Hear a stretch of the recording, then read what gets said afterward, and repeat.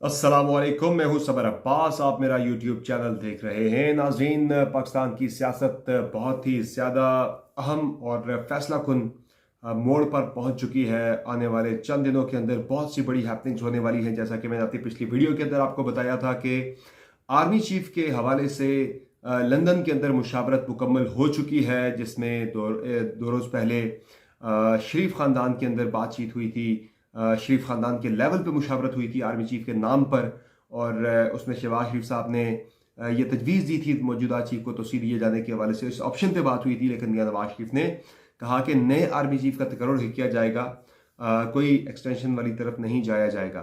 फिर गुज़िश्ता रोज़ नून लीग के लेवल पे ये डिस्कशन हुई, जिसमें आसिम मुनीर साहब के नाम पे इत्तफाक फिलहाल किया गया है। फिल वक्त अभी तक की जो डिस्कशन है उसमें आसिम मुनीर साहब का नाम फाइनल है आर्मी चीफ के लिए, और जॉइंट चीफ के लिए सैयद शमशाद मिर्जा साहब का और अजहर अब्बास साहब का नाम ज़ेर गौर है।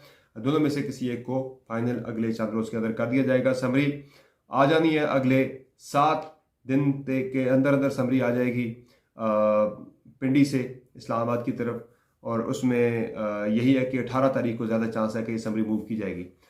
ये खबर बड़ी इंपॉर्टेंट है। इस खबर से ही सारा मामला जुड़ा है। खान साहब को के सहाफ़ियों के साथ मुलाकात में ये तासुर तो दे रहे हैं कि उनका कोई मामला नहीं है, आर्मी चीफ के तकर्र के हवाले से कोई स्पेसिफिक उनका टारगेट नहीं है। ताहम अगर सूरत हाल का बगौर जायज़ा लिया जाए तो ये चीज़ें उसी तरफ जाती हुई दिखाई दे रही हैं कि तकर्री का मामला इस वक्त कलीदी हैसियत इख्तियार कर चुका है पाकिस्तानी सियासत के अंदर। जो भी आने वाले दिनों में हैपनिंग्स होंगी वो सारी की सारी तकर्री के साथ ही जुड़ी हैं। चूँकि पिंडी के अंदर लॉन्ग मार्च आ रहा है, उन्हीं तारीखों के अंदर आ रहा है कि जब तकर्री होनी है तो ये कोई आम बात नहीं हो सकती। फिर ये चीज़ें भी पिछले 1 महीने से गर्दिश कर रही है कि सदर साहब जो है 15 दिन के लिए समरी रोक सकते हैं, 25 दिन के लिए समरी रोक सकते हैं आर्मी चीफ की तकर्री। कोई भी समरी वो रोक सकते हैं, उनके पास आईनी इख्तियार होता है। लेकिन आर्मी चीफ की तकर्री, हालांकि गो के मैं ये पूरे वसूख से कहता हूँ कि उनकी इतनी पावर, सदर होते हुए भी इतनी पावर शायद वो नहीं रखते कि वो आर्मी चीफ की तकर्री की समरी रोकें, लेकिन ऐसा मुमकिन भी हो सकता है बिकॉज उनके पास एक आईनी इख्तियार इस हवाले से मौजूद है। वो ये इख्तियार एक्सरसाइज कर भी सकते हैं। अब नाज़रीन, अरशद शरीफ साहब के कत्ल के हवाले से बहुत सी चीज़ें सामने आई। क्विकली मैं ज़रा उस पर बात कर लूँ, फिर मैं फैसल नसीर साहब की मुलाकात की तरफ आता हूँ। बड़ा ही इंपॉर्टेंट मामला है ये कि एक तरफ फैसल नसीर साहब को नॉमिनेट किया जा रहा है, दूसरी तरफ उनसे मुलाकात की खबरें सामने आ रही हैं।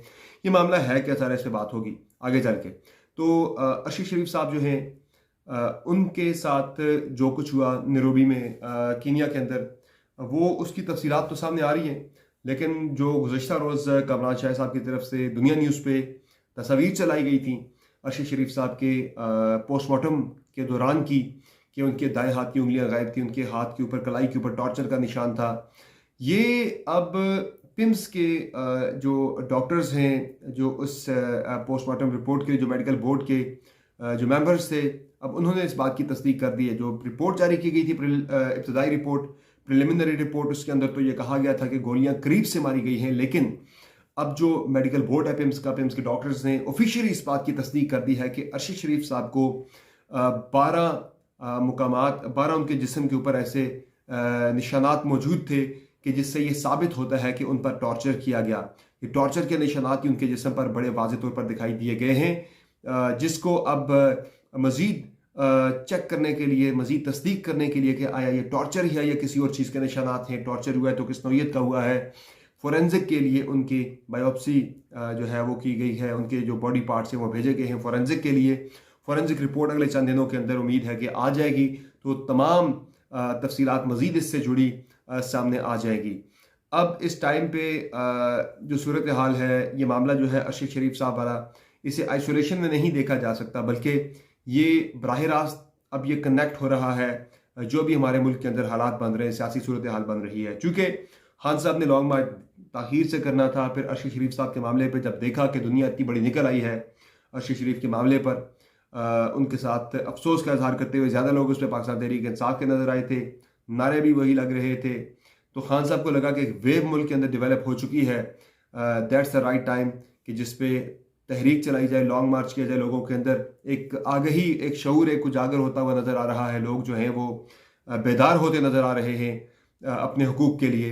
क्योंकि जाहिर है हर कोई दुखी था, हर कोई बहुत ज़्यादा इस मामले पे ज़ाती तौर पे बड़ा सदमे में था, रंज में था। लोगों ने बहुत ज़्यादा बढ़ चढ़ के अरशद शरीफ साहब के जनाजे में शिरकत की थी।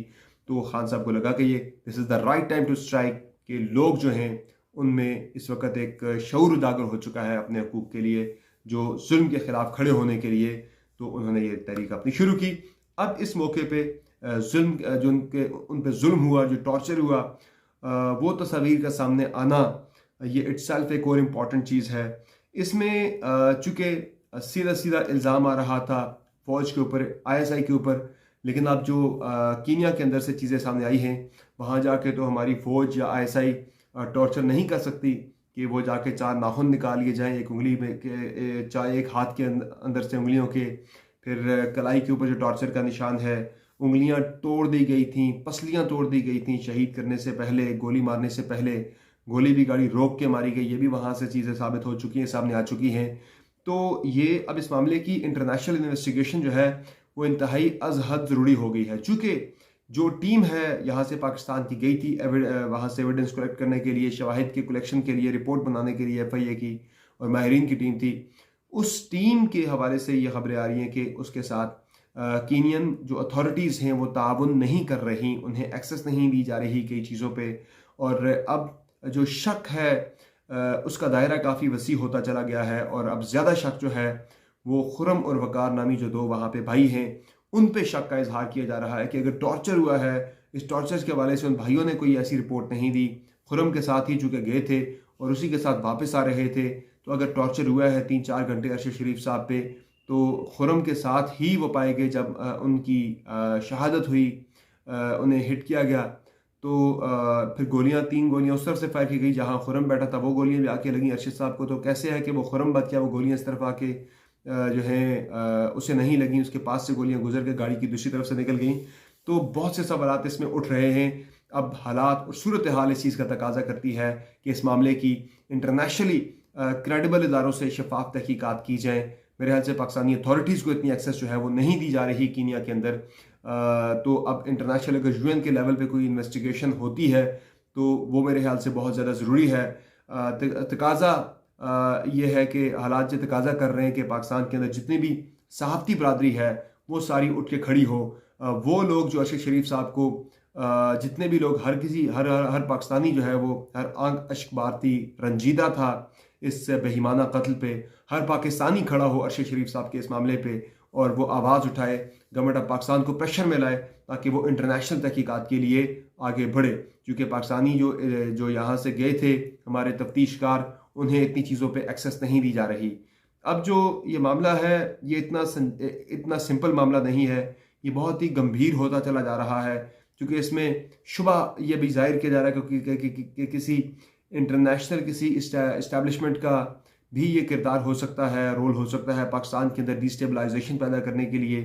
अगर हमारे इदारों ने भी किया है या जिसने भी किया, किसी का नाम लेने के बजाय मैं कहूँगा कि अब तहकीकात होना इसकी अज हद ज़रूरी है। अगर गवर्नमेंट इस मामले से लाताल्लुकी का इजहार करती है तो फिर मेरे ख्याल से गवर्नमेंट को चाहिए कि उस मामले की शफाफ तहकीकात हर सूरत में करे और जो भी हकायक है वो सामने आने चाहिए। अब इस मामले के साथ साथ जो आगे हम बात कर लें क्विकली ज़रा, जो फैसल नसीर साहब हैं वो उनके हवाले से मेजर रिटायर्ड रोकड़ी हैं जी, जो आए थे, मियाँ वाली से उनका ताल्लुक़ है, वो हामिद मीर साहब के प्रोग्राम पे आए थे, उन्होंने इंटरव्यू दिया।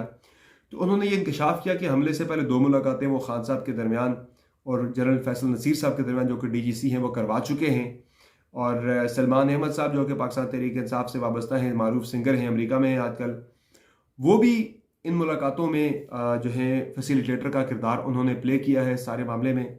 और उन्होंने ये भी दावा किया है मेजर रिटायर्ड रोकड़ी ने कि जो करीबी समझे जाते हैं जो नमल कॉलेज है मियाँ वाली में, उसका भी वो हिस्सा रहे हैं करीबी मामलात के साथ में, जो फैमिली के वो अटैच रहे अलीमा खान साहिबा के साथ भी। तो बहुत ही करीबी बाएतमाद बंदे समझे जाते हैं जो खान साहब की फैमिली है उसके।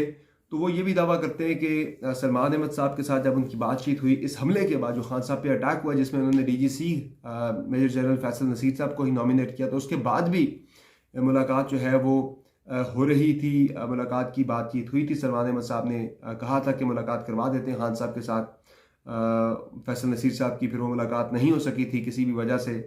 लेकिन यह कि खान साहब विलिंग थे मुलाकात के लिए, वो मुलाकात फिर नहीं हो सकी, बाद में रह गई। लेकिन ये मुलाकातें जो हैं उनकी होती रही है। ये इंकशाफ किया है और सलमान अहमद साहब भी इस चीज़ को जो है वो एक जगह पे कह चुके हैं कि उनकी मुलाकातें फैसल नसीर साहब के साथ हैं, वो भी एक जगह पे इस चीज़ की तस्दीक कर चुके हैं। तो ये मुलाकातों का सिलसिला तो जारी रहा है।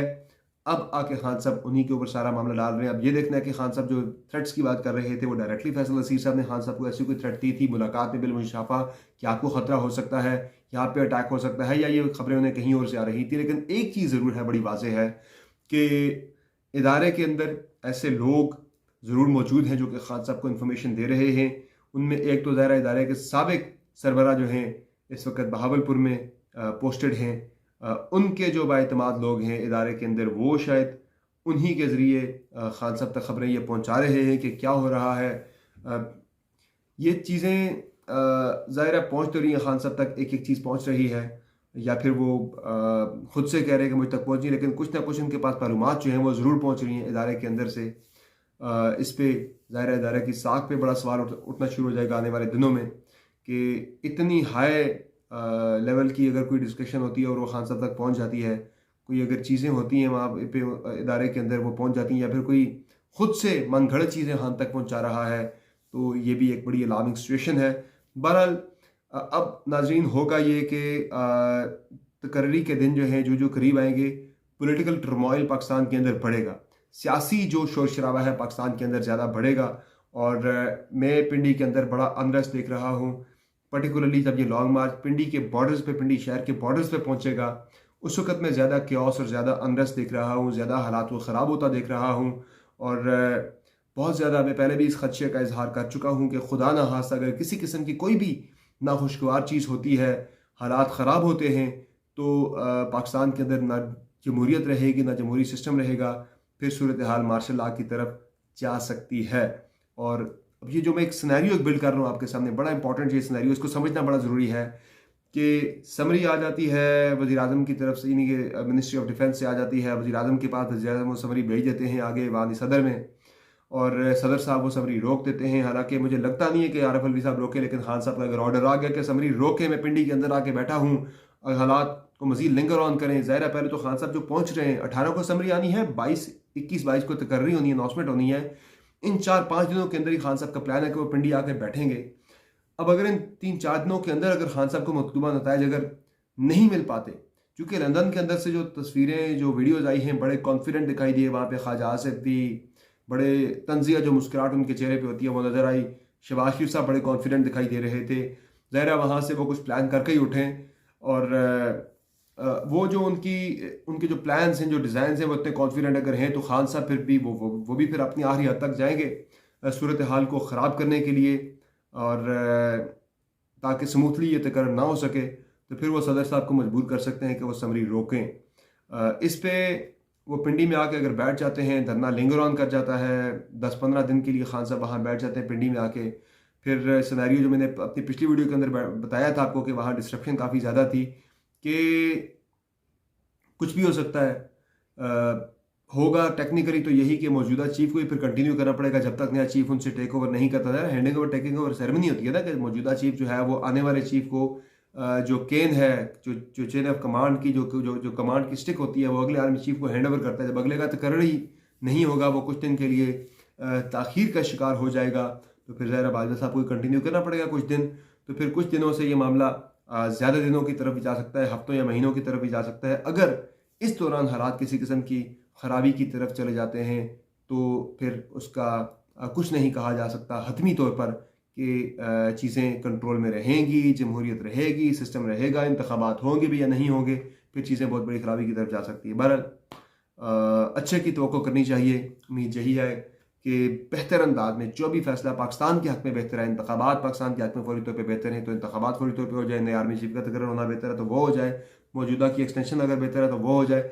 जो भी है, दुआ ये है कि पाकिस्तान के अंदर इस्तेहकाम आए, स्टेबिलिटी आए, ताकि हमारी मुआशी सूरत हाल ठीक हो सके, हमारी मईशत ठीक हो सके, जो कि आने वाले दिनों में बहुत ही बुरी तरह से पाकिस्तानी अवाम को इंतहाई तकलीफ में मुब्तला करने वाली है। ऑलरेडी जो मईशत है वो पाकिस्तानियों की जेब पे बहुत ज़्यादा भारी पड़ रही है। मुआशी सूरत हाल की खराबी अगर ये मज़ीद ख़राब होती है तो खुदा न खास्ता यहाँ पे हालात फाकों और डाकों की तरफ जा सकते हैं।